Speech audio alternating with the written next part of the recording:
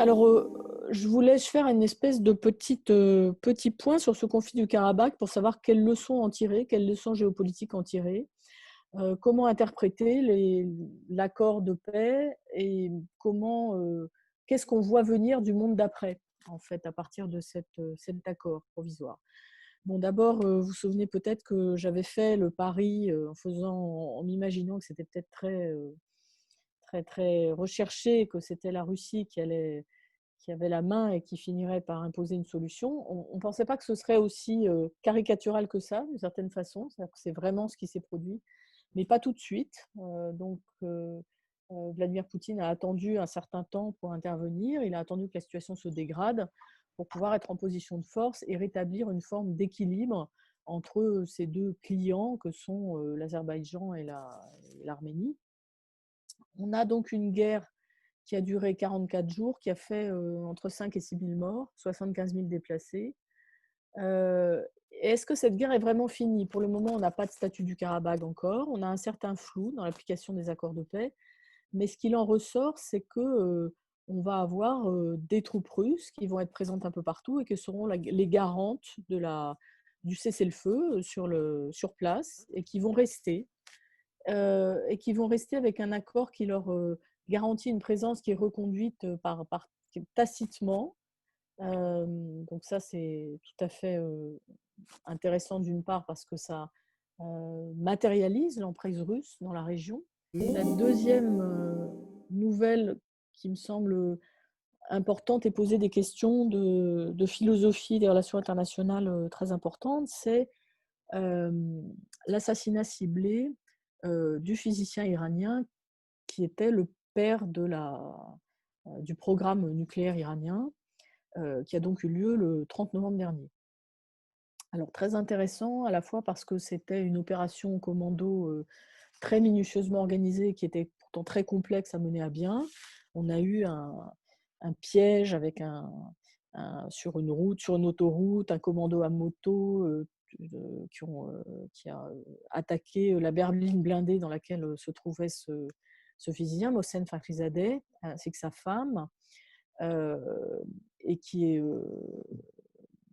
on a donc d'abord une première interrogation sur la remarquable capacité du commanditaire de cet assassinat ciblé à le réaliser sur le sol iranien, alors que cette personnalité est extrêmement protégée. Bon,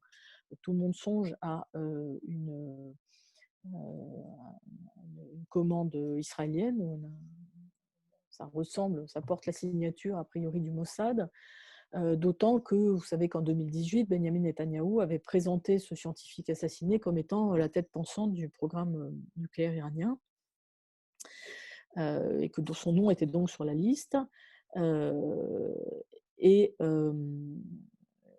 que on a là à la fois une réflexion à avoir sur la vision stratégique aujourd'hui qu'a Israël de son environnement au Moyen-Orient. On sent que d'abord sur son environnement immédiat, elle est en train donc de poursuivre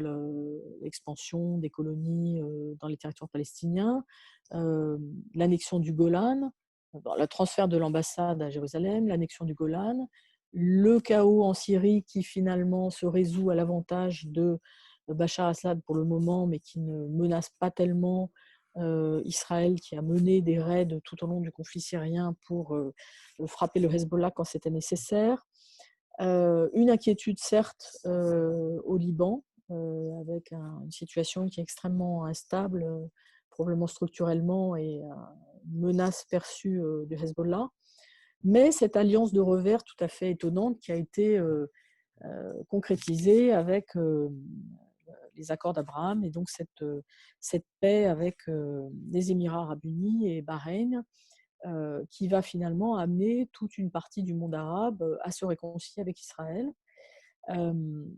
Mais ensuite, si on va au cercle d'après, on a la difficulté potentielle de la relation avec la nouvelle administration américaine, qui sera certainement moins coulante entre guillemets avec les Israéliens, mais néanmoins restera sur des positions assez traditionnelles d'appui à Israël, très probablement.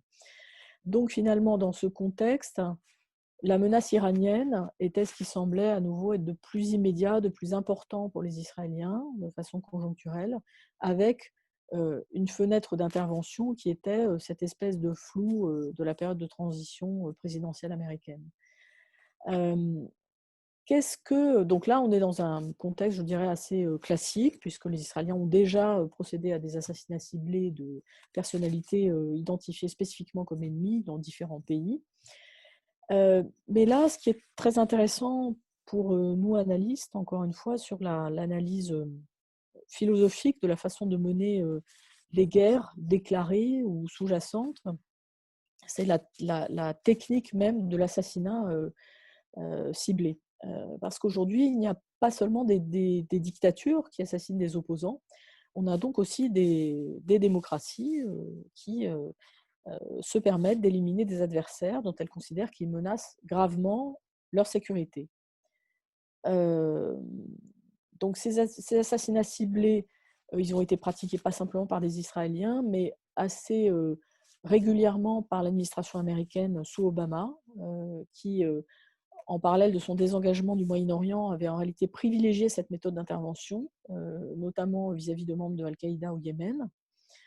Mais la France aussi, qui pratique ce type d'intervention, sans que ce soit extrêmement assumé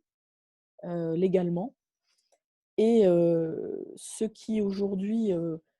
est nouveau, c'est que finalement la transparence de l'information, la rapidité de circulation de l'information fait qu'on passe du secret ou d'actions clandestines à des actions qui sont beaucoup plus visibles et qui donc finalement finissent par être reconnues par des États comme tels, comme étant des modes d'action légitimes, considérés comme légitimes. Troisième point important pour moi ces dernières semaines, la guerre en Éthiopie, au Tigré. Alors pourquoi est-ce que c'est important? Ce qui est le paradoxe extrêmement intéressant, c'est que le Premier ministre éthiopien Abiy Ahmed, qui a déclaré la guerre aux rebelles tigréens, c'est aussi le prix Nobel de la paix de 2019 qui a été couronné pour avoir réussi à finalement ramener une forme de consensus dans son pays, et qui est considéré comme étant un réformateur progressiste. Et là, on se retrouve avec à nouveau une guerre civile en Éthiopie qui déborde sur l'Érythrée voisine, avec des morts, énormément de réfugiés, dans une région où on a une grande confusion sur le nombre de réfugiés et des camps, et l'ONU qui a exprimé à nouveau son inquiétude sur l'évolution de cette situation en Éthiopie. Donc ça, la leçon très importante, c'est qu'est-ce qu'on attend finalement d'un prix Nobel de la paix? Qu'est-ce qui fait la légitimité d'un prix Nobel de la paix? Parfois, comme cette année, on couronne des institutions, c'est effectivement plus facile, c'est plus, mais c'est moins, à partir du moment où c'est moins incarné, je dirais que la portée symbolique, elle est moins forte pour le grand public, évidemment. Néanmoins, le couronnement du Programme alimentaire mondial cette année permet peut-être de faire oublier en partie cette grave difficulté conjoncturelle qu'on a à avoir le précédent prix Nobel qui s'est montré un peu plus va-t-en-guerre. Quatrième point important et pourtant un peu moins sur le devant de la scène pourtant,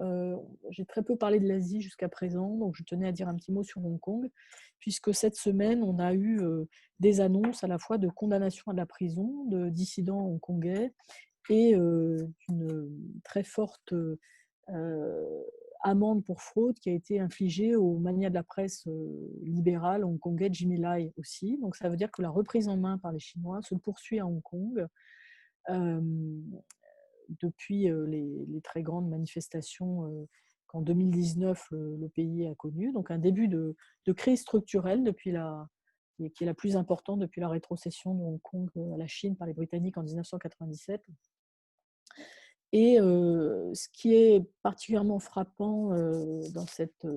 conjoncture, c'est qu'aujourd'hui, la Chine est en pleine reprise diplomatique post-Covid, avec aussi un très gros effort pour se laver de toute responsabilité dans cette crise, dans cette pandémie mondiale, puisqu'on a même une réécriture de l'histoire, vous avez certainement vu ça, qui explique que finalement on n'est pas tellement sûr que le virus venait de Chine parce qu'on l'a repéré à tel et tel endroit plus tôt et que donc finalement tout ceci n'est qu'une vaste entreprise de China bashing. Et on a également eu une prise de bec très impressionnante avec l'Australie, qui avait demandé une enquête internationale précisément sur l'origine du Covid-19 et qui s'est pris en retour un matraquage de droits de douane et un montage vidéo publié par les autorités chinoises montrant un vrai montage dénonçant les crimes de guerre de soldats australiens en Afghanistan, sachant que précisément on a aujourd'hui ce procès qui est en cours en Australie. Alors, un sujet qui s'est imposé après la dernière chronique que nous avons faite ensemble, où j'ai parlé du retour du terrorisme islamique comme défi pour les démocraties européennes et de l'incompréhension qui était en train de s'installer entre le président français, Emmanuel Macron, et un certain nombre d'opinions publiques arabes, puisque c'est plutôt à ce niveau-là que ça se situe. Alors évidemment, sur ce sujet, comme je vous l'ai déjà dit, on marche sur des œufs, bien sûr, c'est un sujet très délicat. Mais par ailleurs, parfois, j'ai l'impression aussi de patauger, parce que j'ai l'impression d'avoir du mal à trier dans la réalité ce qui est important, ce qui ne l'est pas, d'arriver à trouver le bon niveau d'analyse et le bon niveau de communication. Alors, ce qui m'encourage, c'est de voir que tout le monde patauge et qu'en réalité, quand on prend la peine de réfléchir sur ce sujet et de se socialiser sur ce sujet, on s'aperçoit qu'il y a une inquiétude générale qui est partagée et que je crois qu'il est absolument indispensable de maintenir les canaux de communication, puisqu'une grande partie de cette crise, elle a quand même été déclenchée par des maladresses de communication ou par des messages français qui ont été perçus comme trop universalistes, trop généraux, et qui étaient probablement des messages d'abord à vocation interne de la part de l'Élysée, mais qui ont été très largement relayés dans le monde musulman, et donc une France qui s'est retrouvée très exposée. Alors ça veut dire que nous, analystes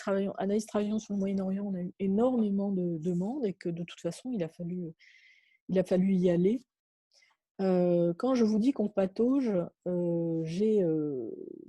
participé, enfin assisté lundi dernier, c'était extrêmement, donc là c'est la partie anecdote, c'était extrêmement parlant pour moi, à un webinaire organisé par le Arab News, qui est donc un média saoudien, qui a ouvert une antenne française et qui a organisé un débat sur la France et les musulmans, crise systémique ou conjoncturelle, enfin, je crois que c'est à peu près ça le sujet, basé sur un sondage fait auprès des jeunes, pas des jeunes, des Arabes tout court d'ailleurs, des Arabes français tout court. Bon, alors je dis Arabes français, en réalité, on a un énorme problème de méthodologie dans ce sondage. Et ce qui était très intéressant, c'est que les participants à ce débat, donc qui a été soutenu ouvert par notre ambassadeur en Arabie Saoudite, donc avec une implication à nouveau du Quai d'Orsay pour déminer la situation, et puis ensuite des analystes français considérés comme étant d'origine arabe, mais dont une analyste qui nous a tout de suite dit « mais moi je suis kabyle, donc ça me dérange beaucoup de votre sondage, je parle des Arabes, parce que les musulmans, ce n'est pas forcément les Arabes et réciproquement ». Bref, tout le monde a dit que la méthodologie du sondage était incompréhensible, que les questions posées n'étaient pas les bonnes. Et en fait, c'était une cacophonie complète, cette discussion. C'était très amusant à suivre parce que c'était une vraie cacophonie. Mais elle avait au moins le mérite d'avoir lieu. Alors, revenons sur ce qui a provoqué la difficulté dont on parle aujourd'hui, la colère supposée du monde musulman à l'encontre de la France. Alors, c'est une colère qui s'est focalisée à la fois sur un certain nombre de déclarations d'Emmanuel Macron parlant de l'islam dans un contexte très particulier, deux discours. Le discours des Mureaux prononcé le 2 octobre qui annonçait le projet de loi pour défendre la laïcité face au séparatisme islamique, et un deuxième discours qui est l'hommage rendu à Samuel Paty à la Sorbonne le 21 octobre 2020. la France au Moyen-Orient est en train de s'aligner sur un axe pro-Saoud, pro-Émirat, qui est devenu un axe pro-israélien par le fait de la réconciliation avec Israël de ces deux pays, qui est perçu comme un axe à la fois anti-Iran, anti-Qatar, anti-Turquie, puisque ces trois puissances sont vues comme alignées aujourd'hui, mais aussi un axe anti-frères musulmans. Que sont les frères musulmans? C'est une force sociale aujourd'hui qui est sous-jacente, qui est pourchassée dans la plupart des pays arabes, puisque même la Jordanie a interdit les frères musulmans cet été, mais qui malgré tout représente une force d'opposition, encore une fois sous-jacente, dans un moment où, 10 ans après le déclenchement des printemps arabes, on se demande si le monde arabe n'est pas travaillé par des forces révolutionnaires. Et aujourd'hui, l'islam politique, c'est une force de contestation révolutionnaire dans le monde arabe et au-delà du monde arabe, dans d'autres parties du monde potentiellement. Une autre leçon, c'est de se demander si nous sommes les seuls à voir les choses de la manière dont nous le voyons. Qu'est-ce que cette laïcité à la française a comme écho dans le reste du monde? Mais pour conclure, je dirais que isoler l'islam comme un sujet prioritaire des relations internationales, en positif ou en négatif, comme une force de mobilisation politique, c'est devenu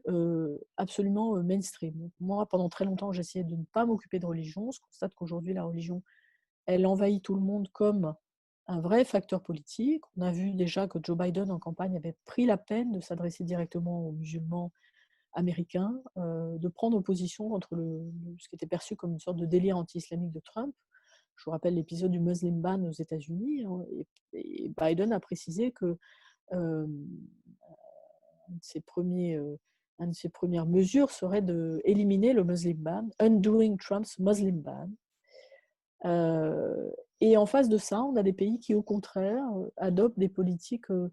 officielles de lutte contre l'islam politique, avec par exemple l'Autriche qui veut faire de l'islam politique un délit pénal.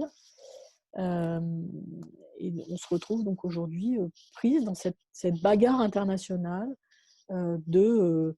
intégration de l'islam comme une force politique, de difficulté à situer sur le spectre de l'islam politique, un islam politique qui pourrait être légitimiste et considéré comme démocratiquement gérable. Ça a été pendant longtemps le cas de l'AKP en Turquie, ça n'est plus le cas aujourd'hui. Mais en conclusion, une petite pirouette, c'est qu'on a eu cette nouvelle qui est tombée hier ou ce matin, que le Rafale intéresse les Indonésiens et qui s'apprêtent peut-être à nous acheter des Rafales. L'Indonésie, c'est quand même 230 millions de musulmans, considérés pas forcément comme les moins conservateurs. Donc ça nous montre que même ce clivage religieux, il n'empêchera pas la réelle politique de s'imposer, notamment dans nos contrats commerciaux.